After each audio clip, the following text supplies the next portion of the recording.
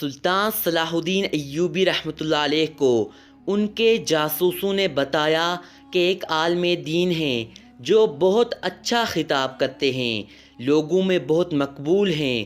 سلطان نے کہا آگے کہو۔ جاسوس بولے کچھ غلط ہے جسے ہم محسوس کر رہے ہیں مگر لفظوں میں بیان نہیں کر پا رہے۔ سلطان نے کہا جو بھی دیکھا سنا ہے اسے بیان کرو۔ جاسوس بولے وہ کہتے ہیں کہ نفس کا جہاد افضل ہے، بچوں کو تعلیم دینا ایک بہترین جہاد ہے، گھر کی ذمہ داریوں کے لیے جدوجہد کرنا بھی ایک جہاد ہے۔ سلطان نے کہا اس میں کوئی شک ہے؟ جاسوس نے کہا انہیں کوئی شک نہیں، لیکن اس عالم کا کہنا ہے کہ جنگوں سے کیا ملا؟ صرف قتل و غارت گری، صرف لاشیں۔ جنگوں نے تمہیں یا تو قاتل بنایا یا پھر مقتول۔ سلطان صلاح الدین ایوبی بے چین ہو کر اٹھے، اسی وقت عالم سے ملنے کی ٹھانی۔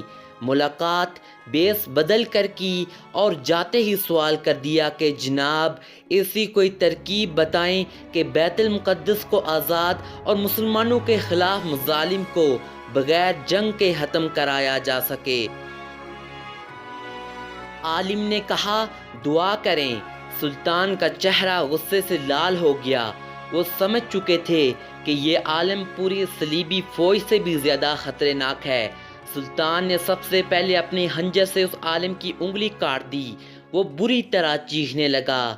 سلطان نے کہا اصلیت بتاتے ہو یا گردن بھی کاٹ دوں؟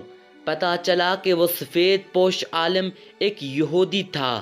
یہودیوں کو عربی بخوبی آتی تھی جس کا اس نے فائدہ اٹھایا۔ سلطان نے پایا کہ اس کے جیسا دس اب خطبوں میں عام ہو چلا تھا۔ بڑی مشکل سے یہ فتنہ روکا جا سکا۔